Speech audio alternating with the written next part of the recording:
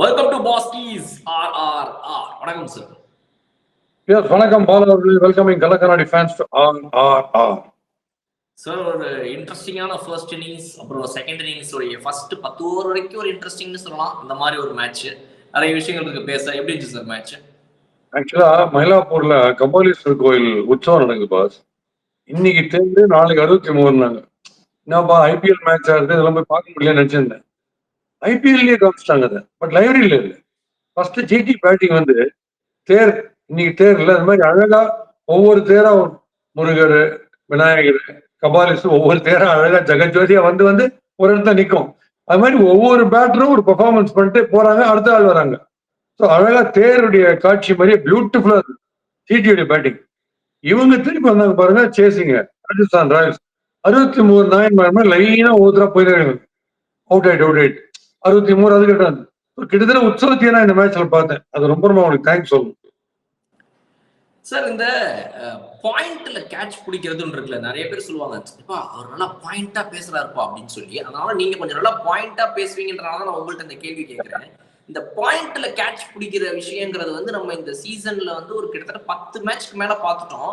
தொடர்ந்து இதே தான் நடக்குது. அந்த ஒரு ஃபீல்டு செட்டப், அதுக்கேற்ற மாதிரி பேட்ஸ்மேனும் ஆடுறாரு. அங்க வந்துட்டு எனக்கு என்ன டவுட்னா, ஒருவேளை பேட்ஸ்மேனுக்கு ஃபீல்டை மறைச்சு வச்சிடறாங்களா, அவருக்கு அந்த இடத்துல பாயிண்ட்ல ஆள் இருக்கிறது, அப்புறம் வந்துட்டு இந்த பின்னாடி இந்த ஸ்கொயர் லெக்ல ஆள் இருக்கிறது தெரிய மாட்டேங்குதா, இல்ல என்னது இது? ஸோ பாலா, இப்போ அந்த ஃபீல்ட் மேப்பை மைண்ட்ல வச்சுக்கணும்னு சொல்றேன்ல, 9 பேர் கிட்டங்க இருக்கிறது குவிக்கா புரிஞ்சுருவீங்க. ஏன்னா ஒரு சின்ன கிளான்ஸ்லயே உங்களுக்கு தெரிஞ்சிடும் 9 பேர் எப்படி short square leg, short mid wicket, short mid on, mid off, covers, extra covers, point, அது தெரிஞ்சிடும். இந்த லாங் ஒயிட்ல இருக்கிறாங்க பாத்தீங்களா, 2 பேர் வெளியில, அதுல இன்வேரியபிளி பாக்குற left handers. This is becoming international, I mean Indian Premier LL ஆயிட்டு இருக்கு. Indian Premier left handers league ஆயிட்டு இருக்கு. எல்லா லெஃப்ட் ஹேண்டர்ஸும் கொண்டு இருக்காங்க பேட்டிங்ல. ஓகே, இன்னைக்கு சாய் சுதர்சன். ஸோ இதை நான் என்ன சொல்றேன், இந்த ஃபீல்ட் மேப்பை மைண்ட்ல வச்சுட்டு வரும்போது நீங்க மிஸ்டேக் பண்றதுக்கான சான்சஸ் கம்மி. எப்போன்னா ஃபர்ஸ்ட் ஒரு லெஃப்ட் ஹேண்டரோ ரைட் ஹேண்டரோ வந்தா, அந்த பாயிண்ட் இந்த அவுட் சைட்ல இருக்கிற ஃபீல்டர், ஆஃப் சைட்ல இருக்காரு, அவரு ஸ்ட்ரெயிட் ஆஃப் த ஸ்டம்ப்ஸ், ஸ்டம்போடைய டைரக்ஷனுக்கே நேர ஸ்ட்ரெயிட் லைன் போட்ட மாதிரி அந்த பாயிண்ட்ல ஸ்டேஷன் பண்ணிருக்காங்களா, இல்ல wicket keeper angle, slip angle, third மேன்ல வச்சிருக்காங்களா ஃபர்ஸ்ட் பார்க்கணும். ஓகே, 2 இடத்துல தான் வைக்க முடியும். அது யாரோ ஒரு ஃபீல்டர், அந்த ஒரு ஃபீல்டர் ஐட்டர் தேர்ட் மேன் பக்கம் இல்ல ப்ராப்பர் பாயிண்ட் பக்கத்துல வைக்கிறாங்க. இப்ப நீங்க வந்து ஃபுல் பிளேட்டட் ஸ்கொயர் கட் அடிச்சீங்க, கரெக்டா அடிச்சீங்கன்னா மிடில் ஆஃப் த பேட்ல, அது கண்டிப்பா பாயிண்ட் தான் போகும். ஓகே, பாயிண்ட் ஷுவரா பாயிண்ட் போகும். பட் இன்வேரியபிளி நீங்க அடிக்கிறது வந்து ஆங்குலராகவே போறதுனால தேர்ட் மேன்ல ஃபீல்டர் கட்சியை மட்டும் நீங்க ரொம்ப ஜாகிரதையா இருக்கணும். ஏன்னா வெர்னர் ஸ்லைஸ் பண்ணீங்கன்னாலும் தேர்ட் மேன்ல கேட்ச் போகும். ஸ்கொயர் கட்டை நீங்க தப்பா அடிச்சீங்க, ஸ்லைஸ் பண்ணீங்கன்னாலும் தேர்ட் மேன்ல தான் போகும். ஸோ ஸ்ட்ரெயிட்டா பாயிண்ட்ல போய் ஒட்டாத சான்ஸ் ரொம்ப கம்மி. அன்லஸ் நீங்க ரொம்ப பர்ஃபெக்ட் ஸ்கொயர் கட் அடிச்சாலும் ஒழிய, அதை நீங்க மைண்ட்ல வச்சுக்கணும். எஸ்பெஷலி நீங்க ஸ்லைஸ் பண்ணும்போது மைண்ட்ல தேர்ட் மேன் பக்கம் வச்சிருக்காங்களா அந்த ஃபீல்டர், இல்ல பாயிண்ட் பக்கம் வச்சிருக்காங்களான்னு தெரிஞ்சுதுன்னா நீங்க அந்த ஸ்லைஸுக்கு போக மாட்டீங்க. நீங்க ராணா அந்த தப்பை தான் பண்ணாரு. அவருக்கு தெரியும் கண்டிப்பா அந்த தேர்ட் மேன் பக்கம் இருக்கு. அந்த பேஸோட இப்படி ஸ்லைஸ் பண்ணாரு பாருங்க, ஸ்ட்ரெயிட்டா கையில போய் விழுந்துச்சு. It applies for the right hander as well. So நீங்க அந்த பாயிண்ட் ஸ்கொயரா இருக்கா ஃபைனரா இருக்கான்னு நீங்க பாத்தீங்கன்னா ஃபுல் பிளேட்டட் ஸ்கொயர் கட் ஆடலாமா, இல்ல ஸ்லைஸ் பண்ணலாமா, ஸ்கூப் பண்ணலாமா, இதெல்லாம் நீங்க தெரிஞ்சுக்கலாம் அந்த பொசிஷனை வச்சு மைண்ட்ல. Sir, very well observe. நல்ல ஒரு விஷயம், ஃபீல்டர்ஸ் பத்தி தெரிஞ்சுக்கிறதுக்கு ஒரு நல்ல விஷயமா இருந்துச்சு ஆடியன்ஸ்க்கு. இப்போ எனக்கு என்னன்னா, ஆர்ஆரை பொறுத்த வரைக்கும் சார், இந்த சீசனுடைய ஒரு ஒரு பேட் ஃபேஸ்ன்னு சொல்லலாம் அவங்களுக்கு ஆர்ஆருக்கு. இப்போ போன வருஷம் இருந்த நிறைய விஷயங்கள் வந்து அவங்கள்ட்ட இந்த வருஷம் இல்லை. அது எங்க ரிஃப்ளெக்ட் ஆகுது அப்படின்னா, பேட்டிங் அண்ட் பவுலிங் ரெண்டுலயுமே ரிஃப்ளெக்ட் ஆகுது. பட் பேட்டிங் அட்லீஸ்ட் வந்து ஒரு 3ல இருந்து 4 பேர் வந்து அவங்க ஏற்கனவே ரீடைன் பண்ணவங்க, அவங்க கிட்ட பிரச்சனை இருக்குது. நம்ம அந்த சேஸ் பத்தி பேசுவோம். பட் எனக்கு என்னன்னா, ஃபர்ஸ்ட் இன்னிங்ஸ்லயே இந்த பிட்ச்ல இந்த கிரவுண்ட்ல இன்னும் அவங்க நினைச்சிருந்தா கம்மியா ரன்ஸை கன்சீட் பண்ணிருக்கலாம்னு எனக்கு தோணுச்சு. இவங்க வந்து இதுக்கு முன்னாடி சீசன் எடுத்து பார்த்தோம் அப்படின்னா, ஆர்ஆருடைய பவுலிங் வந்து ஒரு அஸ்வின், ஒரு யுஸ்வேந்திர சஹால், ஒரு சந்தீப் சர்மா, ஒரு ட்ரெண்ட் போல்ட், இந்த 4 பேர் தான் மெயினா அவங்க வந்து இது பண்ணிட்டு இருந்தாங்க. அதுல நன்றே பர்கர் அவர் ஒருத்தர். ஸோ இவங்க எல்லாருமே கொஞ்சம் எக்கனாமிக்கலா பவுலிங் போடுவாங்க, விக்கெட்ஸும் எடுப்பாங்க. யுஸ்வேந்திர சஹால் கொஞ்சம் ஒரு 9-10 எக்கானமி போயிட்டா கூட அவர் விக்கெட் டேக்கிங்ல பாத்துப்பாரு. ஸோ இந்த பவுலிங் யூனிட் நல்லா இருந்துச்சு. பட் இப்ப பார்க்கும்போது அவங்க பவுலிங் யூனிட்ல இது வரைக்கும் இந்த சீசன் ஃபுல்லா ஒரு 6 பேர் பவுலிங் போட்டிருக்காங்க. அவங்களுக்கு அதே 6 பேர் தான் எல்லா மேட்சும் போட்டிருக்காங்க. எல்லாருமே அபவ் 9 தான் அவங்களுடைய எக்கானமி. நீங்க பார்த்தோம் அப்படின்னா ஓவராலா வந்துட்டு inclusive of all the 4 to 5 matches they have played, எல்லாமே வந்துட்டு அபவ் 9.5 10 11 எக்கானமில போட்டுட்டு இருக்காங்க. சோ எந்த ஒரு பவுலருமே வந்துட்டு அண்டர் 9 கிடையாது அவங்களுடைய இந்த சீசன் ரெக்கார்டை பார்க்கும்போது. What is the problem with RR அவங்களுக்கு? ஆர்ஆருக்கு வந்து எதிரில் இருக்கிற டீம்ல வந்து ஸ்ட்ரோக் மேக்கர்ஸ் அதிகமா இருக்காங்க. இப்ப ஜிடியில கேட்க வேணாம், டெரிபிக் ஸ்ட்ரோக் மேக்கர்ஸ் இருக்கும்போது ஃபாஸ்டர் யூ போல் ஃபாஸ்டர் அடிப்பாங்க. நீங்க வேகமா போட போட ஸ்லைஸ் பண்ணுவாங்க, இப்படி வந்து இப்படி தூக்குவாங்க. இன்னைக்கு பாருங்க அந்த scoop shot Sai Sudharsan, Jos Buttler ஆடுற ஸ்கூப் ஷாட்ஸ் நீங்க பாருங்க எக்ஸ்ட்ராடனரியா இருக்கும். ஏன்னா நீங்களே கொடுத்துறீங்க பாதி பேச. ஆனா அஸ்வின் சஹல்லாம் வந்து மெதுவா ஏர்ல கொஞ்சம் மெதுவா போடுவாங்க. It'll make you think a lot. நீங்க ஃபாஸ்டா பால் குவிக்கா உங்களுக்கு வந்தோடனே டக்குன்னு இன்ஸ்டிங்டிவா ஒரு ஸ்ட்ரோக் ஆடுவீங்க. ஏர்ல கொஞ்ச நேரம் பால் நின்னா இதை இறங்கி அடிச்சிடலாமா, ஸ்வீப் அடிக்கலாமா, ஹேர்டில் ஸ்வீப்பா, ரிவர்ஸ் ஸ்வீப்பா, இறங்கி ஒரு சுத்திடலாமா, லெஃப்ட் விடலாமா, 8-10 ஆப்ஷன்ஸ் ஓடுது மெயின்ல. ஸோ நீங்க மிஸ்டேக்ஸ் பண்றதுக்கான சான்சஸ் ஜாஸ்தி and you have slow bowlers. ஏன்னா எஸ்பெஷலி ஃபாஸ்ட் போலிங் ரொம்ப ஈஸியா இருக்கும். இன்னைக்கு பாத்தீங்கன்னா ஃபாஸ்ட் போலர்ஸ் அத்தனை பேருமே வாரி வாரி வணங்கின்னு ஜோஃப்ரா ஆர்ச்சர் தான் எக்கானமின் பேர், அவரே 30 ரன் 4 ஓவர்ல. அண்ட் இன்வேரியபிளி பாத்தீங்கன்னா ஃபர்ஸ்ட் ஓவர் யார் போலிங் போட்டாலுமே ஸ்விங் ஆகுது பயங்கரமா. பாத்தீங்களா அன்னைக்கு எப்படி ரச்சின் ரவீந்திரா வந்து இவரோட இன்ஸ்விங்கர்ஸுக்கு மாட்டினாரோ, பீட்டன் ஆகினேந்தாரோ, அதனால ஃபர்ஸ்ட் முதல்ல நல்லா போட்டாரு. அதுக்கப்புறம் வந்த போலர்ஸ் எல்லாருமே வேகமா வேகமா போட போட அவங்க terrific stroke players. Sai Sudharsan இம்ப்ரூவைசேஷன்லாம் ஜாஸ்தியா இம்ப்ரூவ் பண்ணிட்டே போறாரு. இம்ப்ரூவைசேஷன் போயிட்டு இருக்கு. பயங்கர இம்ப்ரூவ் பண்ணின்னு குவிக்கா இப்படி நவர்றது. ஒரு 3 பால் கண்டெயின் பண்ணிட்டீங்கன்னா 4வது ball you can be ready for an improvisation. Outside off stump போடுறதோ இல்ல இப்படி போய் கட் அடிக்க அப்பர் கட் அடிக்கிறது ஏதோ ஒன்று. அவரும் வாஷிங்டன் சுந்தரம் கிட்டத்தட்ட ஒரே மாதிரி ஆடுறாங்க கிரிக்கெட். ஓகே. அண்ட் எந்த பேட்டர் அடுத்தடுத்து வந்தாலும் அவங்களும் அதை பண்ணினே இருக்காங்க.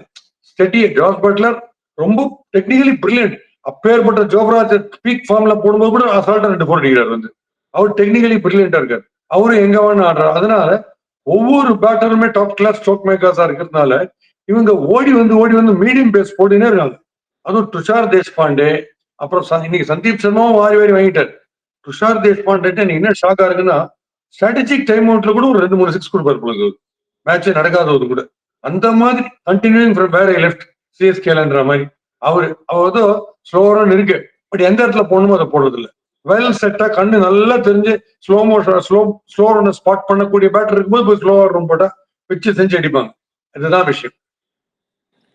சோ சந்தீப் சர்மா நீங்க சொன்ன மாதிரி ஒரு மிகப்பெரிய ஷாக் சார். அவங்களுக்கு வந்து இப்போ அஸ்வின் வந்து இந்த வருஷம் இங்க வேணா வந்துட்டு கொஞ்சம் பேடா எக்கனாமிக்கலா போடாம இருக்கலாம். எஸ் கேரம் பாலா போட்டுக்காரு. அவர் வந்து ஆஃப் ஸ்பின்னரே கிடையாது. அவர் வந்து கேரம் ஸ்பின்னர் உங்களுக்கு இருக்காங்கல்ல ஆன்லைன்ல அந்த அளவுக்கு அவர் போட்டாலும் பட் அங்க இருக்கும்போது அவங்களுக்கு வந்து நல்ல ஒரு எக்கனாமிக்கல் பவுலரா இருந்தாரு, விக்கெட் டேக்கிங்கா இருந்தாரு. With combination of Yuzvendra Chahal சூப்பரா இருந்துச்சு போன வருஷம் அவங்களுக்கு பவுலிங். பட் இந்த வருஷம் அவங்க ஆக்ஷன்ல பேட்டிங்கை ரீடைன் பண்ண கான்சன்ட்ரேட் பண்ணாங்க. யசஸ்வி ஜெய்ஸ்வால், ரியான் பராக், சஞ்சு சாம்சன், ஷிம்ரான் ஹெட்மயர்னு இது எல்லாத்தையும் அவங்க ரீடைன் பண்ண ட்ரை பண்ணிட்டு அவங்களுடைய பவுலிங் கோரை விட்டாங்க. அவங்க வெறும் சந்தீப் சர்மா ஒருத்தரை மட்டும் தான் வச்சிருந்தாங்க. அவர் வந்து he is not at all at his best. அவர் 9.5 எக்கானமி இந்த சீசன் ஃபுல்லா எல்லா மேட்சும் போட்டிருக்காருன்றது வந்துட்டு it's a huge let down for RR. and also அதுல உள்ள வந்து சேர்ந்திருக்கிற ஆட்கள் பாத்தீங்கன்னா துஷார் தேஷ்பாண்டே உள்ள வந்து சேர்ந்திருக்காரு. மஹேஷ் தீக்ஷனாலாம் வந்து வெச்சு வாங்குறாங்க. அவர் ரன் அப்படி கொடுத்தாரு சார் மஹேஷ் தீக்ஷனா. அவார்ட் அபவுட் தீக்ஷனா அஸ்வின் சொல்லும்போது Ashwin is over obsessed with carrom ball. பாத்தீங்கன்னா ஆஃப் ஸ்பின்னர்னே சொல்ல முடியாது, கேரம் ஸ்பின்னர்னே சொல்லலாம். 24 பால்ல 22 பால் கேரம் பாலே போடணும்ன்றச்சே. அதாவது ஐடியா கரெக்ட் தான். Economy right hander across off spin மாட்டிக்கும், நம்ம கேரம் பால் தான் போடணும், லெஃப்ட் ஹேண்டர் வச்சு மட்டும் ஆஃப் பிரேக் போடலான்னு போடுறது ரைட் இல்லைன்னு சொல்ல. பட் அவருக்கு இருக்கிற ஆஃப் ஸ்பின் ரெப்பர்டர் ரேஞ்ச் இருக்கிறத பாத்தீங்கன்னா அவர் ஆஃப் ஸ்பின்லயே அழக முடியும் பிரில்லியண்டா போட்டு. எத்தனையோ பேர் ஆஃப் ஸ்பின் போட்டு வில் ஜாக்ஸ் எல்லாம் போட்டு ஆஃப் ஸ்பின் எல்லாம் போட்டுறாரு. நிறைய பேர் போல்ட் எடுக்கிறாங்க ஆஃப் ஸ்பின் போட்டு. அதான் இன்னும் கொஞ்சம் ஆஃப் ஸ்பின் அவர் யூஸ் பண்ணலாம்னு எனக்கு தோணுது அஸ்வின். பிளஸ் அவர் ஃப்ரண்ட் ஃபுட்டுக்கு போடுற கூடாது. இதை நான் ஏற்கனவே அவர்கிட்ட சொல்லிட்டேன், நாங்க ஆர்கியூ பண்ணிட்டு அந்த விஷயத்த. ஃப்ரண்ட் ஃபுட் போடாதீங்க. மஹேஷ் தீக்ஷனாக்கு இதே பிரச்சனை தான். ஒன்னு மஹேஷ் தீக்ஷனாட்ட ரொம்ப ரேரஸ்ட் குவாலிட்டி என்னன்னா ஃபார் அ ஸ்பின்னர் யார்கர்ஸ் பியூட்டிஃபுல்லா போடுவார். கரெக்டா பாத்தீங்கன்னா பேட்டோட எட்ஜில் வந்து அடிக்கும். ஓகே. ஆனா அவர் என்ன பண்றாரு, அந்த யார்கரை ட்ரை பண்ற சமயத்துல என்ன ஆகி போயிருது, ஒரு 5-6 பால் ஃப்ரண்ட் ஃபுட்டுக்கு போட்டுறாரு. ஸோ நிந்தத்துல இருந்து 6 ரொம்ப ஈஸியா அடிக்கிறாங்க. அவர் அதை காண போட்டு போட்டா காக் ஷுவர்னா யார்கிட்ட போட்டானோ. ஓகே. அதே கூட டிக் பண்ணி அடிப்பாங்க. அதர்வைஸ் எசன் பெசகான லெங்க் இன்னைக்கு ரஷீத் கான் வந்துட்டார் அந்த லெங்க், அந்த கெஸ்ஸிங்கா போற லெங்க் வந்துட்டு அப்படி போகணும்.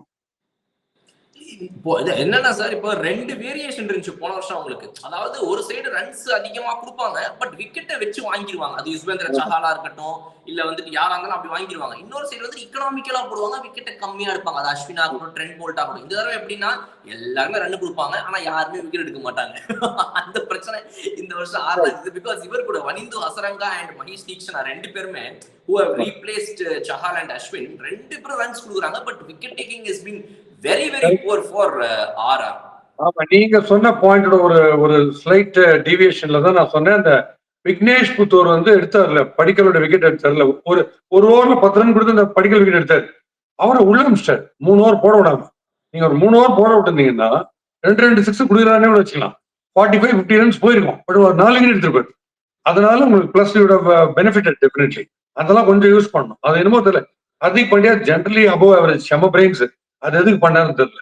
இப்ப நேற்று நம்ம வந்து கான்வேக்கு பதில வந்து ஜடேஜா உள்ள வரணும்னு பிளான் பண்ண பாருங்க. விபரீதமான திங்கிங் அது.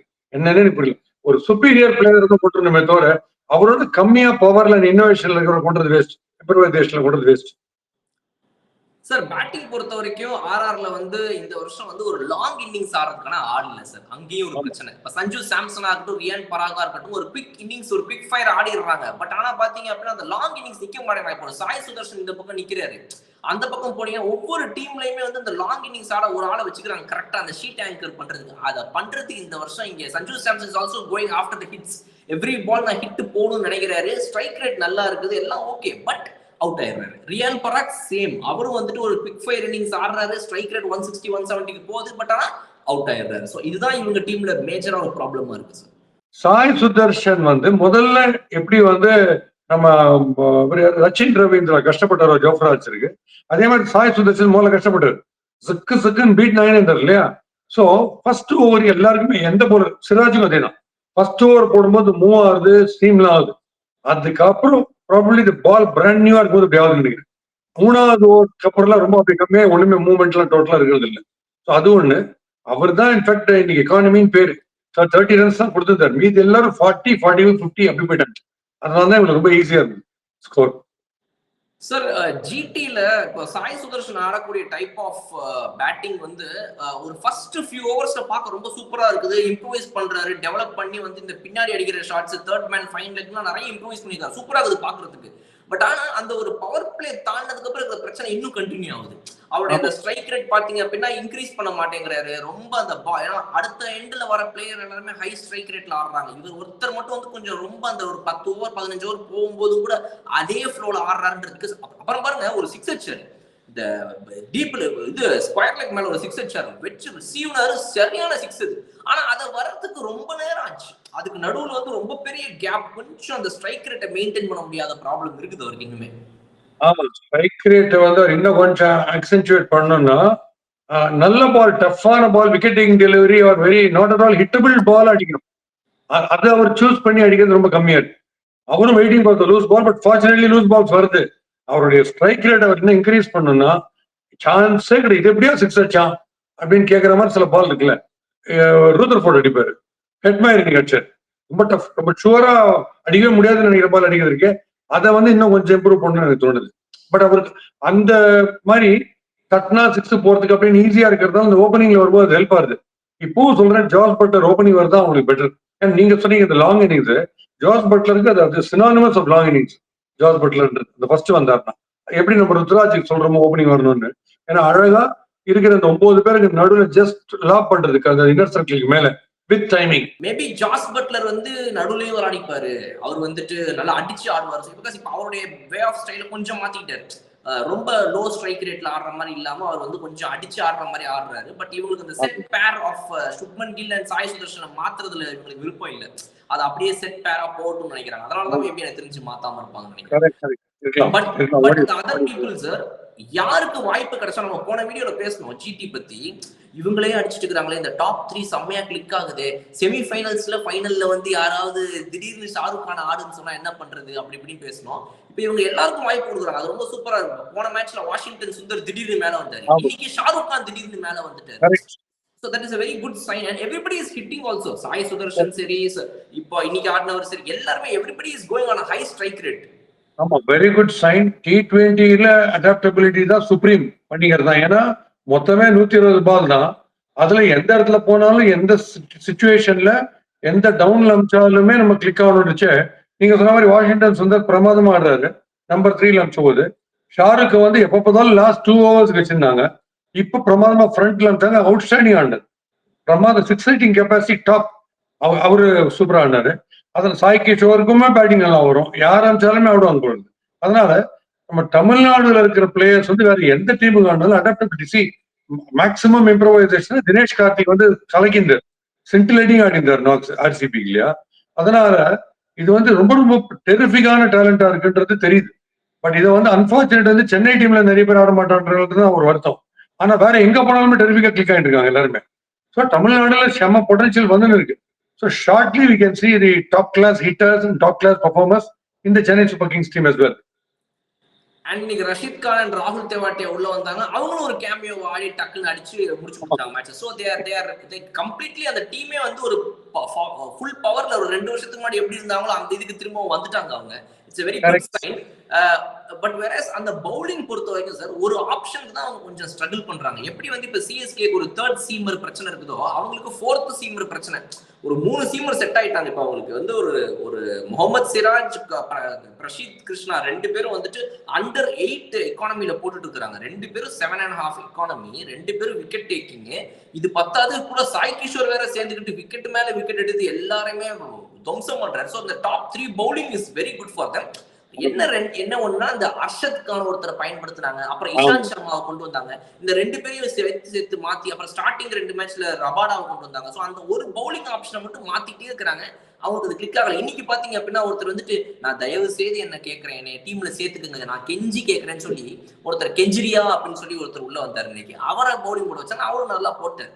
ஸோ அந்த ஒரு பவுலிங் மட்டும் அவங்களுக்கு ஸ்ட்ரெக் ஆயிடுச்சு அப்படின்னா அந்த டீம் இஸ் பக்கா வித் பவுலிங். கெஞ்சரோலியா நீங்க சொல்ல மாதிரி நீ கெஞ்சரோலியா கெஞ்சிரிக்காரு நீங்க தயவு செய்ய நானும் போடுவேன் நல்லா, நானும் ரவுடி தான் அப்படின்ற மாதிரி நீங்க சொல்ல கரெக்ட். ஒரு போல கொஞ்சம் உதைக்கும். ப்ராபப்ளி சாய் கிஷோர் ஏர்லியா கொண்டு இருந்தாங்கன்னா அவங்க டிஃபரன்ஸ் செஞ்சிருக்காரு. அவங்களோட ஃபாஸ்ட் போலர்ஸ் நம்பி நாங்க ரொம்ப 15th ஓவரோட தான் வந்தாரு சாய் கிஷோர் நீங்க போலிங். அது பட் அவங்களுக்கு ஒன்றும் பெருசா அவங்க மென்டலி ரேட்ல அளவுக்கு இவங்க எதுவும் பெருசா பண்ணல. பராக் கூட பியூட்டிஃபுல்லா அடிச்சார் 3 6. செம்ம நான் சேலன்ஸ் இருக்கு. ரொம்ப நல்லா இருக்கு. அவரோட பேட்டிங் வந்து செம்ம அட்ராக்டிவா இருக்கு. ஆனால் அவர் வந்து அந்த அவுட் ஆனது வந்து அது பேட்ல பட்டுதா இல்ல பேட் தரையில பட்டுதா, அந்த அல்ட்ரா எட்ஜ் எந்த பொய் சொல்லுதா உண்மை சொல்லுதா அப்படின்னு ஒரு பெரிய ஆர்குமெண்ட் வந்தது.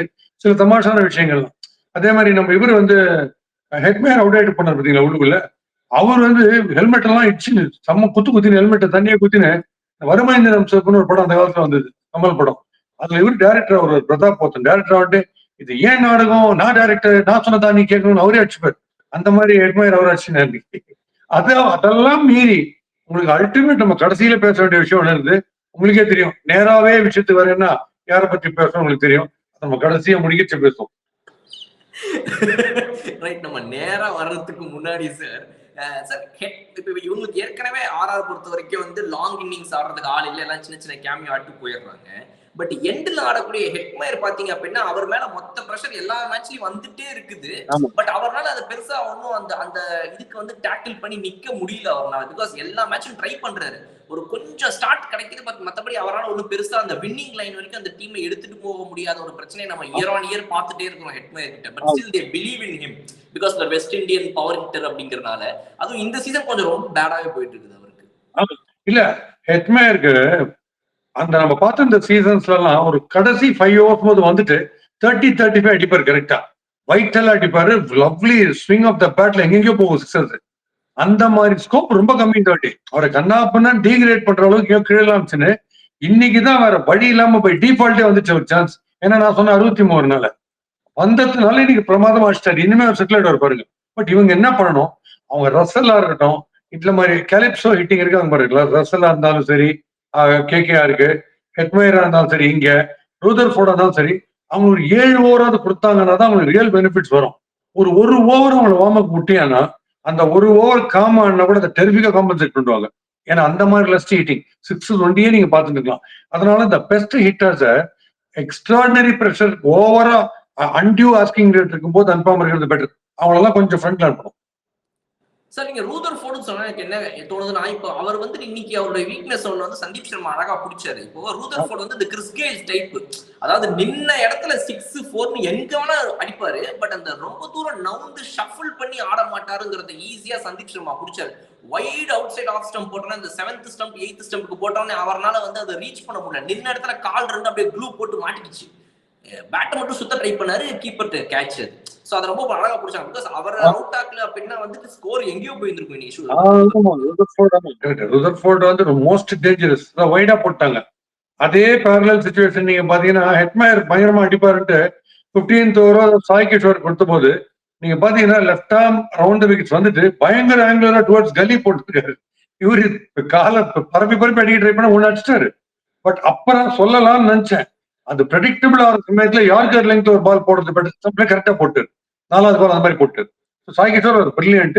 அவருக்கு கொடுத்த போலிங்கா இருக்கட்டும் ஃபீல்டிங் எல்லாமே கலெக்டர் அவரும். ஸோ அவங்களுக்கு எந்த சொன்னேன், தேர் திருவிழா மாதிரி அழகா செட் ஆயிடுச்சு எல்லாமே. கண்கொள்ளா காட்சி ஆயிடுச்சு அவங்களுக்கு பர்ஃபெக்டா நீ performance. Before we come to நேரா சார், ஜெய்ஸ்வால் வந்து ஒரு இன்னும் ஃபயர் ஆகல சார் இந்த சீசன்ல. ரொம்ப லோ பெர்ஃபார்மிங்கா இருக்கிறாரு. என்ன பிரச்சனை ஜெய்ஸ்வால்? அடிக்கிற ஒரு 4 பாத்தீங்கன்னா நல்லா வந்த உடனே எந்த ஒரு ஃபாஸ்ட் பாலரா இருந்தாலும் கவர்ஸ் மேல ஒரு 4 இழுத்து ஃபுல் பவர்ல அடிக்கிறாரு. பட் அதுக்கப்புறம் எப்படியாவது அவர் அவுட் ஆயிடுறாரு. அந்த அது வரல. அது என்னன்னா stump on the of stump ரேஞ்சில் வரும்போது அவரோட ஹைட்டுக்கு அடிக்கும் போது கரெக்டா மிடில் படுது. பேட்டோட பொசிஷனு பால் பேட்ல படுறது எல்லாமே கரெக்டா இருக்கு. இந்த அவுட் ஆன பால் பாத்தீங்கன்னா வைட் ஆஃப் த ரீச், அவரே 6 ஃபுட்டர், அவருக்கே வைட் ஆஃப் த ரீச்ல போன பால கவர்ஸ்ல அடிக்க போகும்போது இப்படி போயிடுச்சு பேட். ஸ்லைஸ் ஆகி தான் பாயிண்ட் பக்கம் போச்சு. அவர் இன்டென்ட் பண்ணது வந்து கவர்ஸ்ல ஆடுறதுக்கு தான். அதனாலதான் அது நம்ம ஒண்ணுமே பண்ண முடியாது. அவருக்கு மாற்று ரன்னிங் கொண்டு டெஃபினட்டா. அது ஏன்னா இந்த ரீச்சுக்கு வந்து அச்சாரா செம்மையா இருக்கும்.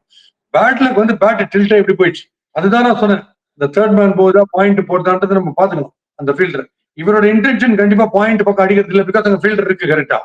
இவர் அடிக்க ட்ரை பண்ணது extra cover, but because bat tilt ஆனதால் இட் ஸ்லைஸ் ஆகி இப்படி போயிடுச்சு. Right sir. என்ன சார், நேரா விஷயத்துக்கு வாங்க சார். என்ன எவ்வளவு நேரம் சொல்லுங்க. என்ன பவுண்டரி லைன்ல நின்னு சுப்மன் கில் வாப்பா என் செல்ல குட்டி அப்படின்னு அவ்வளவு நேரம் பேச சுப்மன் கில் ரொம்ப ஆர்வமா வர கேட்டுட்டு இருக்கிறாரு. சுப்மன் கில் பண்ணிட்டாரு பேசி பேசி. என்னன்னா இவருக்கு யாரு வச்சுக்கிறாங்கன்னு தெரியல பேரு. ஆசிஸ் நேரான்னு வச்சதாலும் நேரம் வந்துடுறாரு பிச்சு வரையும். எல்லாம் நேரம் பவுண்டரி லைன்ல இருக்கணும் பயப்படுறோம். ஐயோ சார் திட்டுவாரு. கோயங்கா மேட்ச் முடிஞ்ச உடனே பவுண்டரியில திட்டுறாரு. இவர் மேட்ச் நடக்கும் போதே பவுண்டரியில திட்டுறாரு. ஒவ்வொருத்தரும் நீ என்ன கை கட்டிட்டு இருக்க, அங்க போய் அவன்கிட்ட சொல்லு, இந்த பக்கம் போக சொல்லு அப்படின்னு. இன்னைக்கு பெசம் மொபைல் போன் வச்சுக்கலாம். நேரா மொபைல் போன் வச்சுனா எல்லாருக்கும் எஸ்எம்எஸ் அனுப்பிச்சுட்டே இருக்கலாம். கொஞ்சம் ரைட்ல போக சொல்லு அப்படின்னு அதை ஒன்று பண்ணலாம். இப்போ டிஷர்ட் எல்லாம் பிடிச்சி இப்போ எழுதுறாரு ஃபீல்டர் இருக்கலாம், எல்லாம் நடிகன்னு இருக்காங்க. ஸோ இவரோட கை காலை கட்டி போடணும்னு நினைக்கிறேன். அது ஒண்ணு. எனக்கு இன்னொரு விஷயம், இப்போ இதே மாதிரி பண்ணி நடுவில் நீங்க பாத்தீங்கன்னா நேரா பவுண்டரி லைன்ல இல்ல, உள்ள இருந்தாரு டக் அவுட்ல. எந்த டக் அவுட்ல? ஆப்போனன்ட் டீமோட டக் அவுட்ல. அங்க ஒருத்தருக்கு ரேஸ் பண்ணி இருக்காரு. அதுக்கப்புறம் ஒரு நாள் பாக்குறேன் ஸ்டாண்ட்ல யாரோ ஒரு பையனை எப்படி கிளாப் பண்றது, எப்படி விசில் சொல்லி கொடுத்துருக்காரு. அது கோச் பண்ணாரு. கடைசி ஷாக் என்னன்னா இவரை வந்து பயங்கர லாங்கா காமிச்சாங்க, ஒரு 8 அடி மாதிரி காமிச்சாங்க திடீர்னு ஸ்கிரீன்ல. பார்த்தா கேமராமேனுக்கு தான் அட்வைஸ் பண்ணிடுறாரு, நான் நேரா காட்டு ஒத்தனை விடும் எல்லாரும் அட்வைஸ். அப்படி அட்வைஸ் ஃப்ரீயா, ஒரு அட்வைஸ் வேணா 10 அட்வைஸ் ஃப்ரீ, அந்த மாதிரி கொடுக்குறாரு. அவரோட வெறி வந்து நான் கண்டிப்பா பாராட்டுறேன். அப்படி இந்த அளவுக்கு வெறி இருக்கக்கூடாது. பாலுக்கு பால் எல்லாரும் கிட்ட போய் பிச்சை போய் சொல்லிட்டு ஓடி வந்துருக்காரு. அதனாலதான் அவர் ஸ்லிம்மா இருக்காரு நினைக்கிறேன், இவ்வளவு ஆக்டிவா இருக்கிறதால. இதை தவிர எனக்கு இன்னொரு விஷயம், படிப்பையும் கிரிக்கெட்டையும் கம்பேர் பண்ணும்போது எனக்கு ரொம்ப வினோதமா ஒரு விஷயம் பட்டுது. இப்ப இங்க கோச்சஸ் வந்து ஃபுட்பாலா இருக்கட்டும் கிரிக்கெட்டா இருக்கட்டும், கோச்சஸ் வந்து பவுண்டரி லைன்ல வந்து என்ன பண்ணணும் அப்படின்னு சொல்லி கொடுத்துருக்காங்க. மேட்ச் நடக்கும் போது பிளேயர்ஸ் தான் ஆடணும் கேம. ஆனா கோச் வந்து கேம்லயே வந்து சொல்லி கொடுக்குறாங்க. இதுக்கு பனிஷ்மெண்டே இல்லை. ஆனா படிப்புல எக்ஸாம் நீங்க எழுதும் போது நீங்க காப்பி வச்சாலோ இல்ல இன்விஜிலேட்டரோ டீச்சரோ வந்து உங்களுக்கு சொல்லி கொடுத்தாலோ அது பனிஷபிள் தானே, அது பண்ணக்கூடாது இல்ல. ஆனா அங்க பர்மிட்டட். எனக்கு கிரிக்கெட்ல பர்மிட்டட், எல்லாருமே பார்த்துட்டு இருக்கோம், எல்லாருமே பார்க்கும் போதே காப்பிங் அலௌடு. பட் படிப்புல மட்டும் காப்பிங் பண்ணா பனிஷபிள்ன்றாங்க. இது என்னன்னே புரியல. நான் ஒரு ஸ்கூல் திறக்கிறேன் சார், அந்த ஸ்கூல்ல உங்களை ஹெட் மாஸ்டரா போட்டுடுறேன். நீங்க இந்த மாதிரி ஆஷிஷ் நேரா மாதிரிலாம் வந்து யாராவது 4 பேரை விட்டு நீங்க சொல்லி கொடுத்து எல்லாரையும் படிக்க வைங்க, ஒன்றும் பிரச்சனை இருக்காது. ரைட். நம்ம நாளைக்கே RRRல பார்க்க போறோம். அதுக்கு முன்னாடி வந்து இந்த வியாழக்கிழமை வெள்ளிக்கிழமைலாம் முடிஞ்சு பார்த்தீங்க அப்படின்னா நடுவுல மேட்ச் ஒன்று வருது வெள்ளிக்கிழமை எதுமா CSK KKR. அதுக்கான எதிர்பார்ப்பும் மக்கள் கிட்ட நிறைய இருக்குது. பார்ப்போம் எப்படி இந்த டீம் பவுன்ஸ் பேக் பண்றாங்க. ஒவ்வொரு டீம்ஸும் ஆல்மோஸ்ட் ஒரு 4 to 5 மேட்சஸ் முடிஞ்ச ஸ்டேஜ்ல every team would have analyzed இதுதான் என் பிரச்சனை, இதுதான் கரெக்ட், இதுதான் நான் சரி பண்ணணும் எல்லாமே. பட் அதை எவங்க வந்து கரெக்டா புரிஞ்சுக்கிறாங்க, யாரு வந்துட்டு அதை சரி செய்ய மறுக்கிறாங்கன்றது எல்லாமே போக போக தெரியும். சிஎஸ்கே கேகேஆர் இருந்துச்சு எனக்கு பகீர்ந்து என்ன 8 மெய்டுன்னு ஒரு குத்துற போறாங்களோன்ட்டு சுனில் நாராயண் வரைஞ்சுக்கிற வச்சு அது கொஞ்சம் ஜாஸ்தியா இருக்கணும். ஸ்டெப் அவுட் பண்ணி தான் அவனு ஒரு வழி கிடையாது. நெந்தத்துல இருந்து ஆடி அவன் 2 பேரும் டேக்கிள் பண்ண முடியாது. ஸ்டெப் அவுட் தான் பண்ணணும்.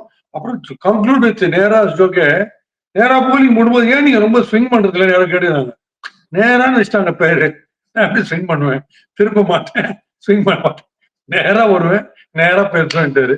நம்மளும் இந்த மாதிரி நேரா குறுக்கோயில விதவிதமா பேசினேன். அடுத்த மேட்சை சூப்பரா என்ஜாய் பண்ணுவோம். அது வரைக்கும் உங்களை சந்திப்பது Bhaski and Bala on RRR.